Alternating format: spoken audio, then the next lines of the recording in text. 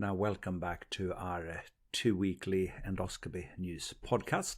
I'm Björn Rembacken, and I'm bringing you an update on the BSG Campus, which was widely regarded as a success by the 1,400 paying delegates who joined the meeting virtually. In addition, there were 700 abstracts, and I must admit that I was very impressed. The IT platform held up. The streaming of presentations were going sleekly. There was no hold up. Speakers' own Wi-Fi at home sometimes let them down a little bit. But on the whole, everything ran very smoothly, and we enjoyed more than 100 presenters giving us an update on all things gastroenterology. Of course, we're not going to look at everything. We are just going to look at the things which are relevant to us endoscopists. Now, the opening session was, of course, chaired by President Alistair McKinley and his senior BSG Secretary, Stuart McPherson. It included a presentation on climate change by Fiona Goodley. By the way, Andrew Goddard, president of the Royal College of Physicians, has highlighted climate change as one of what he calls the four horsemen of the potential future medical apocalypse. So it clearly is an important issue on the horizon. What are the other three apocalyptic horsemen for medicine? Antibiotic resistance, political motivated destruction, and a future viral pandemic. Well, that last thing proved to be prophetic, didn't it? Clearly, it's high time that we start thinking about the impact of healthcare on global warming, and virtual meetings are here to stay, no doubt, as are telephone clinics. Now, Fiona Goodley at the BMJ was then talking about the need for healthcare to be more environmentally friendly. She emphasized the need for more preventative care. I must admit that I'm a bit skeptical about that. Will people accept higher taxation on meat and alcohol and huge tax rises in tobacco? Not sure. Anyway, the Centre for Sustainable Healthcare has asked medical specialities what they're planning to do to mitigate against climate disaster in the future. I don't think that they got a reply as yet from the BSG, but there is an American gastroenterology paper on the topic. However, I'm glad to say that there is an endoscopy initiative, the Green Endoscopy Initiative, spearheaded by Boo Hussein at King's in London. Hurrah! Well done, Boo. The Twitter handle is @greenendoscopy, one word. Did you know that endoscopy is the third worst hospital department in terms of environmental impact? So, what can we do as endoscopists? Well, we can do fewer procedures, of course. Demand could be reduced perhaps by screening people with a FIT test first, or fecal calprotectin levels, or perhaps doing more capsule endoscopies rather than order endoscopies. Now, on the topic of FIT, by the way, the NICE FIT study reported that only 3% of patients referred for an urgent colonoscopy on the 2-week pathway actually had bowel cancer. So in the other 29, it was a waste of time, so to speak. And by setting a detection threshold for FIT at 10 microgram per gram feces, you can reduce the number of colonoscopies by 80% and still detect 91% of cancers. Sounds promising. And finally, the Green Endoscopy Initiative, of course, called for less waste by less use of the burn bins and put more of our stuff into the black ordinary waste bins, more recycling, and for company to use less packaging. Then Fiona Goodley controversially asked each of us to try to become carbon neutral by 2025. How can you do this?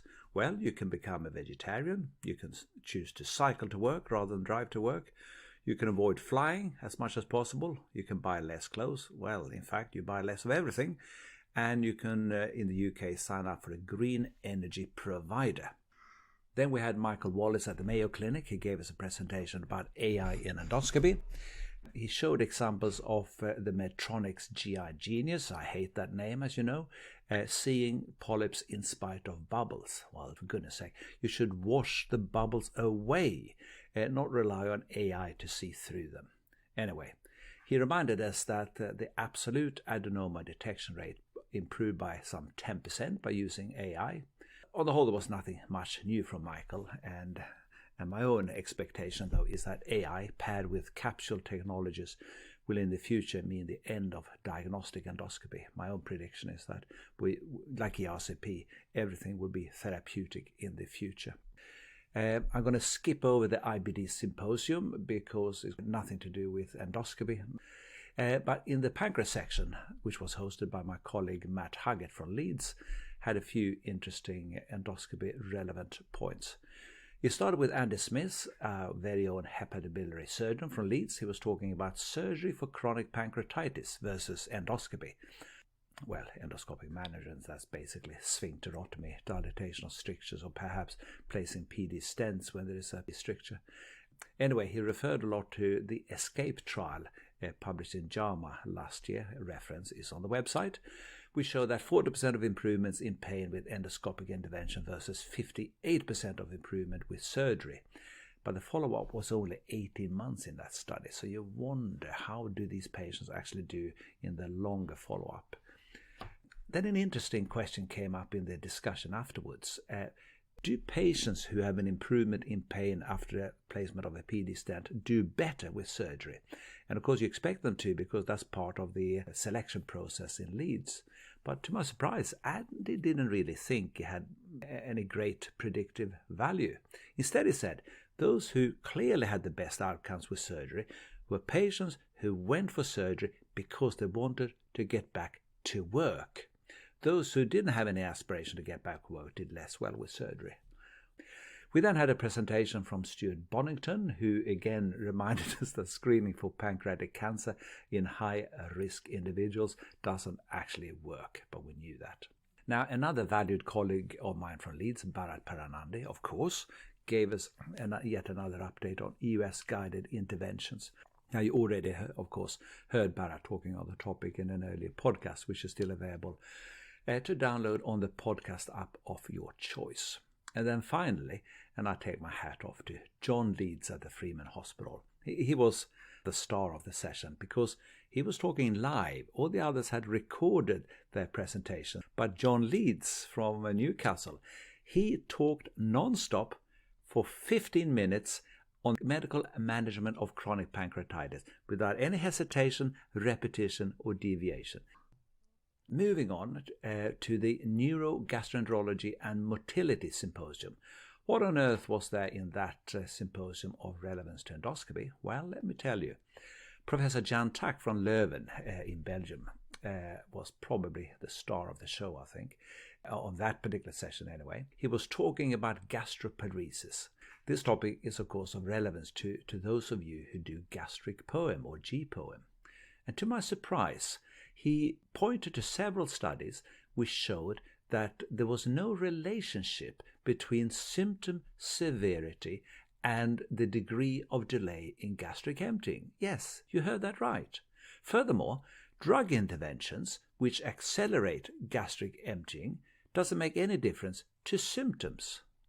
And it was even worse than that, because he highlighted a study by Parisha et al. From 2015 in gastroenterology, which basically showed that it was patients with the measured slowest gastric emptying who were the most likely to feel better after a year. Therefore, the simplistic idea that improving gastric emptying by a G-poem, cutting the pylorus, would actually improve symptoms is probably somewhat optimistic. This field is more complicated than that. There's more to these patients than just slow gastric emptying. And that was one of Jan Tak's points, that gastric emptying studies actually is a very crude measurement of what the stomach does. And he highlighted that really we need an RCT of a sham G-poem versus real G-poem. And of course, the same is true for gastric electrical stimulation. On reflection, perhaps we'll never see an RCT of gastric pacing, as two studies by Richard McCullum et al. Have already shown that the stomach doesn't move any differently whether that pacing box is switched on or off. In spite of this, patients had a significant improvement, average 68% improvement in total symptom score and quality of life after the box had been placed, whether it was connected up or not. Oh my God. Be grateful that you, as an endoscopist, only need to worry about whether to remove polyps or not. I mean, this is complex stuff. How do you even begin to make head and tail of this? Anyway, Moving on to the pathology symposium, it was dedicated to eosinophilic GI disorders, called EGIDS for short. And the only one that you might have heard about is eosinophilic esophagitis, of course, but there is eosinophilic gastritis, enteritis, and colitis. In fact, very rarely there are patients who have a pan-gut infiltration with eosinophils. Anyway, my take-home message from this session was that almost always, if you find lots of eosinophils in the mucosal biopsies, is usually secondary to something rather than a primary condition. Now, recognized causes of secondary mucosal eosinophilia includes inflammatory bowel disease, non-steroidals, parasites, of course, CMV, food allergies, H. pylori, celiac disease, and vasculitis, rarely. They used to call it Church-Strauss syndrome, didn't they? But they call it something else now. Now, as far as eosinophilic esophagitis goes, you know that it's treated with PPI, topical steroids, or an exclusion diet. Those are the three ways to treat EOE. And an exclusion diet is very effective, 70% effective. But apparently, very few can actually put up with it because the diet is miserable, and then you introduce food stuff one after the other, and then have another endoscopy at each point, each food stuff being reintroduced. So the whole thing is quite awful for the patients, and for that reason, most don't actually put up with it. Another interesting fact is that it's the patients with a longer history of eosinophilic esophagitis who actually develop the strictures. It's the prolonged and grumbling esophageal inflammation which causes stricturing. So you see it late. Now, the colorectal symposium was dedicated to rectal cancer. And as you know, the incidence of colorectal cancer in people below the age of 50 is increasing around the world. Overall mortality appears to be falling, but for rectal cancer, the mortality is increasing.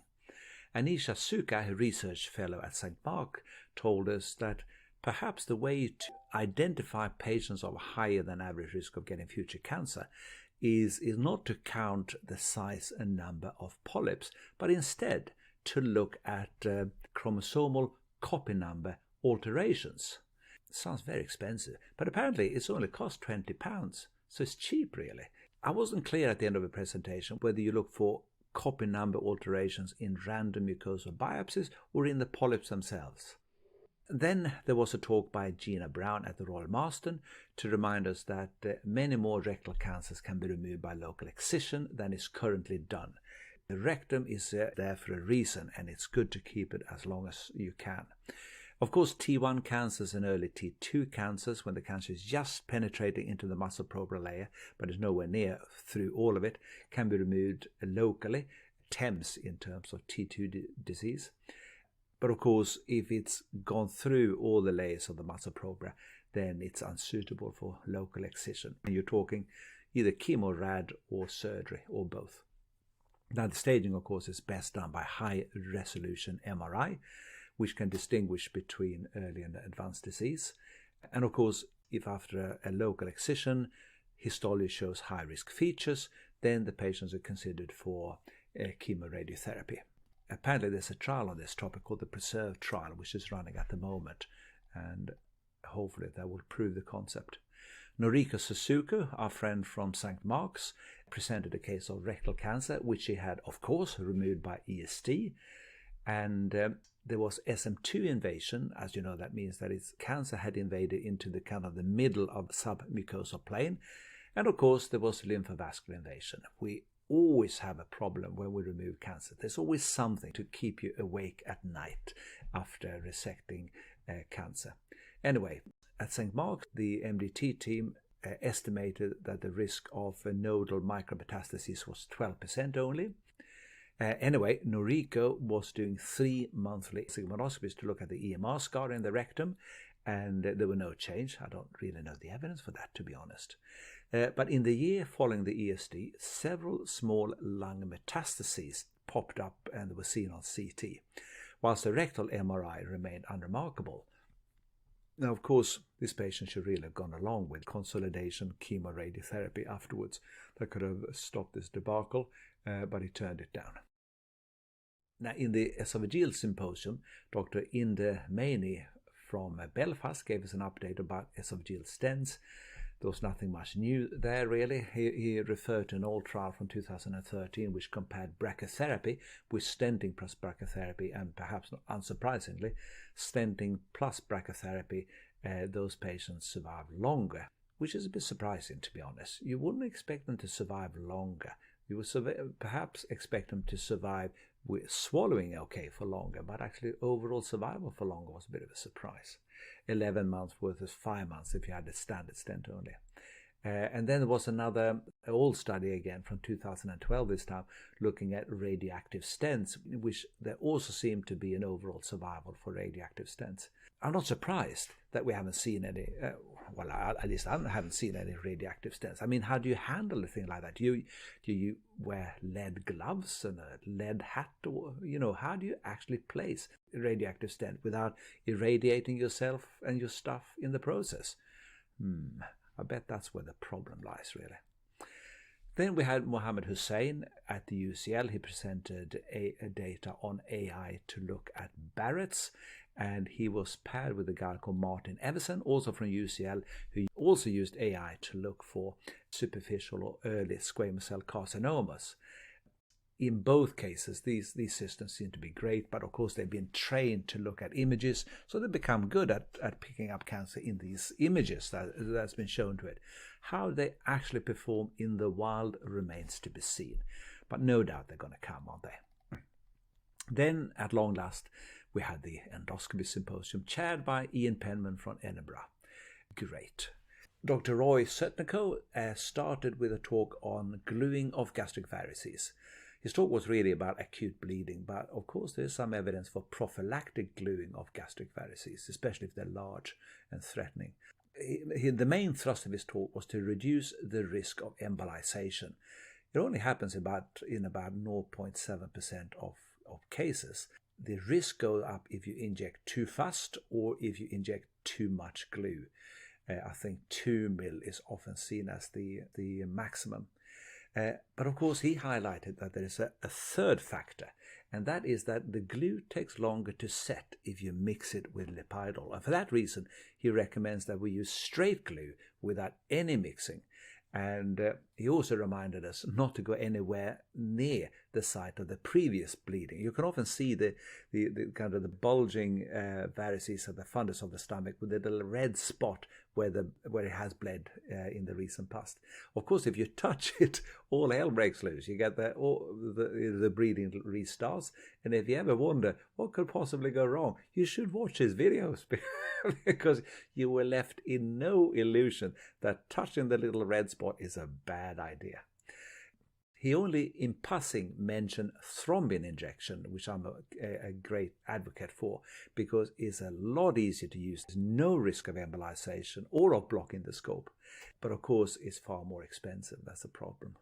Now, Sri Saheba chaired the endoscopy symposium, and he asked Roy about achieving immediate hemostasis by placing a clip over the bleeding varix. Hooray! What a great idea that is. That's my first thought if I see bleeding varix. Because it's quick. You make a quarter turn to the nurse. Could I have the clip, please? 10-15 seconds later, bang. Hemostasis. Done. Next patient. I'm not sure that Roy was a fan, really, because he started to talk about applying bands instead, which, of course, misses the whole point of the speed of clipping. Anyway, then Roy's talk was followed by Douglas Adler from the US. He was talking about EUS-guided management of varices. And unfortunately, this whole field is quite tricky because the coils had to be manually loaded into EUS needles. And the coils aren't made to be used by EUS needles. So the whole thing is a bit fiddly. There's no product out there with ready loaded coils ready for deployment or anything. And another issue is that the worst variceal bleeds are, of course, in the operating theatre or in ICU. And your EUS machine is sitting in the endoscopy unit. So there's a lot of practical problems with achieving EUS-guided management of varices. I'm beginning to think, as you probably know if you've been following me, that what we should do in the endoscopy unit is achieve immediate hemostasis, So the patient is stable overnight, and then the next day, these patients, I think, should go to the interventional radiologist, and they can put a stent through the splenic vein thrombus. They can embolize the gastric fundal veins or the esophageal veins or both, and they could put a tips in. They have an awesome number of tools in the armamentarium to deal with the portal hypertension. They can do way more than we could do in the endoscopy unit, and I think our patients deserve that. Manu Nayar from the Freeman Hospital then gave us an update on LAMS. He was talking about the UK and Ireland LAMS Collaborate, which basically showed us that immediate problems are rare, only occur about 3% of cases. Mal-deployment, migration, bleeding. Late complications, however, were far more common, occurred in about 32% of cases. Buried stents, migration, stent blockage, bleeding. But on the whole, LAMS, which takes 2 minutes to place a lumen opposing stent, the overall success rate in dealing with a pancreatic pseudocyst was nearly 90%, and with a mortality rate of 7%.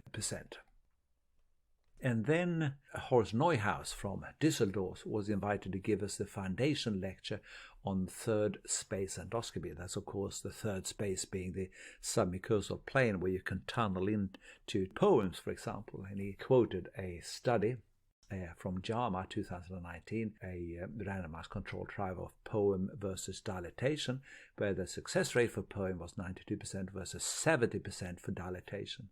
Fortunately, in this trial, patients who failed a first dilatation weren't then allowed to come back for a second attempt with a larger balloon. If they had been allowed to do that, they might have done better than 70% success rate, of course. Anyway, another randomized study that he quoted compared poem versus myotomy plus fundoplication. It was published by New England Journal of Medicine in 2019. And basically, there were comparable results between poem and myotomy. The only difference was that patients who were randomized to poem were more likely to be on a PPI afterwards than patients who've been treated with fundoplication, which I guess you would expect. My own little niggling concern about poem is that it's been shown in past studies that the risk of esophageal cancer after dilatation is around 1 in 700 patient years. So it's not common, but it's not rare either. And that risk has been shown to be lower if you do a fundoplication for these patients. And of course, with a poem, you don't do fundoplications. Anyway, there are other ways, of course. Horst reminded us that third space endoscopy can help. You can, for example, use it to de-roof esophageal diverticulums. You can use it to treat Sencke's diverticulums. You can remove submucosal lesions. Well, of course, this is all very recent fields, and there's only been one study. I think that was a meta-analysis of multiple case series, some 16 somewhat scrappy case series, usually from China, involving some 700 lesions, though, were included in the analysis published in Gastroenterology 2017. The outcome data was difficult to make head and tail of. The complication rate ranged from 0% to 43%. I think, well, this is the problem with retrospective analysis, isn't it? Perhaps you remember the successes and you forget your failures, and you sure as damn don't want to publish them and wash your dirty linen in public. I don't know what the reason is behind these hugely varied complication rates, but there was less variation in the success rates, which of about 95%. Which seems promising. But of course, surgeons don't have any problems. For example, removing a leiomyoma from the esophagus. They tell me they're like shelling out peas. It's the easiest thing in the world. They just plop out. Anyway, the endoscopy symposium was finished by our own Noriko Suzuki from St. Mark's, and made the point that in general, endoscopists should be prepared to remove SMSA level 1 and level 2 polyps. And for those of you who are not familiar with the SMSA level, that includes an easily accessible pedunculated polyp up to 2 centimeters in size, or a flat polyp up to 1 centimeter in size, as a general idea. She also made a plea not to tattoo lesions willy-nilly. Certainly don't tattoo them if you think they can be removed endoscopically. Also, not to place the tattoos any closer than 5 centimeters, and please place the tattoo on the opposite colonic wall, because if you place the tattoo too close to the polyp and the ink seeps below the polyp, you get a blackout of the submucosal plane, which makes endoscopic removal more difficult and ESD probably impossible. Right, that was the end of the endoscopic session. And then Professor Rebecca Fitzgerald gave us the Sir Arthur Hurst lecture. The topic was finding GI cancer at an early stage, of course. And again, I've left in no doubt that the way ahead is chromosomal copy number analysis. This is the way to go, really. She also mentioned GRAIL. GRAIL, apparently, is a private company based in the US, which has developed a blood-based screening test looking for cancer signatures, which are a bit of circulating bits of mutated cancer DNA in circulation. You can look for some 50 forms of cancer. And apparently, the NHS is going to contribute an initial 165,000 asymptomatic people to a GRAIL-sponsored study. And if the results look promising, a further 1 million participants will be added in the future. She finished by emphasizing that by finding cancer earlier, we can save money. You know, when they talk cost effectiveness, it annoys me, because surely as these patients survive the cancers, they will grow older, accumulate further disease, develop further cancers, dementia, vascular disease, become increasingly frail and requiring even more expensive care. So surely, if you're talking cost effectiveness, the cheapest thing to do is to let people simply die. My point isn't that we should let people die, but that applying cost effectiveness analysis on these problems is simply wrong. As doctors, we save lives because it's the right thing to do, because lives are worth saving, not because it kind of saves money in the long run by some analysis looking at one single outcome measure in the future. And that, I think, was also highlighted by the final presentation. And again, I take my hat off to the BSG organizers, because it was a stroke of genius to invite Professor Andrew Goddard, a gastroenterologist, who also is the president of the Royal College of Physicians, finish the BSG campus by giving a New Perspectives lectures.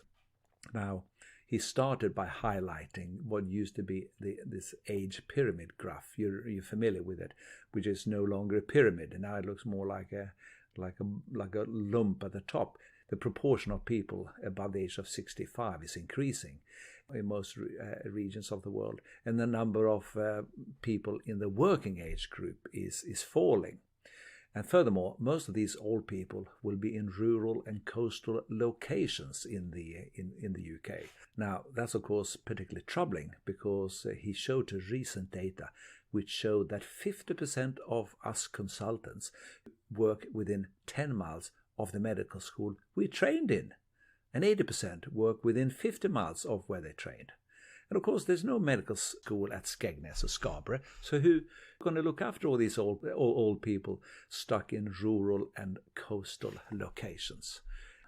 And of course, he reminded us, and Rebecca Fitzgerald, that with an aging population, surviving cancers, emergency admissions would be increasing year upon year by 3%. The number of A&E attendances would increase, because of course, as we age, we accumulate an increasing number of concurrent problems. No shit, Sherlock. And the reference for that is on the website. He also highlighted that the medical workforce has changed. Young doctors want better work-life balance. A higher proportion take time out to have babies, hopefully, and probably, well, they're definitely less likely to work full-time. And of course, people also have huge university debts nowadays, which they didn't used to have in the old days. And perhaps they're not prepared to work on minimum paid like I did. 30 years ago, 3 o'clock in the morning, the cheapest pair of hands in hospital wasn't a porter or a cleaner or a nurse. It was a junior doctor. He was paid less than any other member of the workforce. Now, Andrew Goddard made the plea that we absolutely need to train more doctors and make sure that the NHS retains them. And of course, we're more likely to stay happy with work if three primary drivers of fulfillment are addressed. The first driver is belonging. We need to feel like we're a valuable member of a team doing something which is worthwhile. The second driver is autonomy. We need to feel in control of our professional life. And then the third driver is mastery, being excellent at something. And Andrew Goddard's final message was, what we need to do for the future is invest in our young medical staff.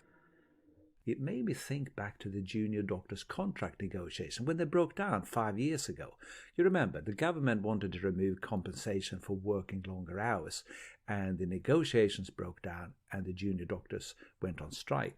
Essentially, the government wanted to devalue the vital work junior doctors do at evenings and at weekends. Where was the Royal College of Physicians then when the juniors went on strike? Did they stand shoulder to shoulder with the junior doctors on the barricades, or did they do a Bruce Keogh deal with the Department of Health, colluding against junior doctors and the strike? To be honest, I can't remember, and I think that's a bit of a bad sign in itself. Anyway, Andrew Goddard is a new broom. He was only inaugurated last year, so hopefully things have changed at the Royal College of Physicians. Anyway, on that bombshell, I'll finish. And thanks for listening. And I hope to catch up with you again in 2 weeks' time. Thanks for listening.